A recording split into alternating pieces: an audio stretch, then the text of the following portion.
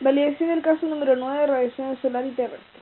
Para este caso debemos considerar ciertos datos, como el radio de la órbita elíptica de la Tierra en torno al Sol, que es este de acá, el radio del Sol, que es este de acá, y la potencia del Sol, que se calcula en función a su temperatura y a la constante de Boltzmann, que está acá. Luego son importantes los datos como la temperatura en la parte exterior de la atmósfera, que está acá, la temperatura de la Tierra está acá, y la temperatura en la parte superior de la atmósfera está acá. Estos datos igual se utilizan como la cobertura atmosférica para la radiación infrarroja y la cobertura atmosférica para la radiación visible. Luego, los albedos igual son importantes. El albedo atmosférico, que es la luz que se refleja en la parte de la atmósfera, no la que se absorbe, y en mayor parte son nubes, y es 0,6. Y el albedo terrestre, que es la luz que refleja la parte de la Tierra, y en mayor parte es vegetación, y es 0,15.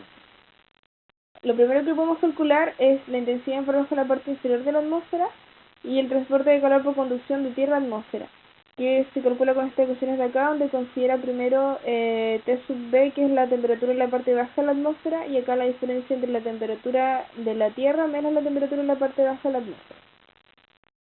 Luego podemos calcular la intensidad infrarroja emitida desde la Tierra con esta ecuación de acá, donde considera la temperatura de la Tierra.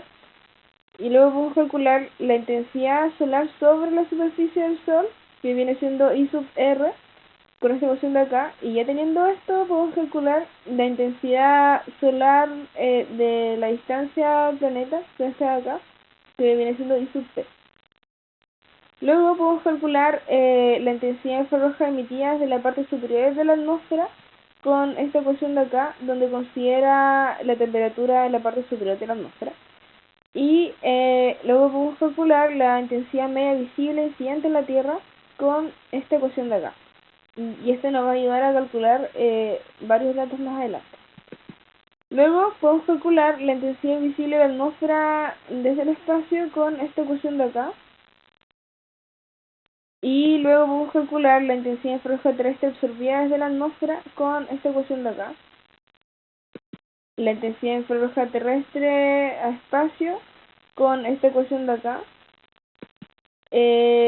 La intensidad visible absorbida desde la atmósfera con esta ecuación de acá. La intensidad visible que llega a la atmósfera con esta ecuación de acá. La intensidad visible absorbida desde la Tierra, esta ecuación de acá. Y la intensidad visible reflejada de Tierra-espacio con esta ecuación de acá. Y la intensidad visible que llega a la Tierra con esta ecuación de acá. Y acá podemos ver los datos que nos van dando.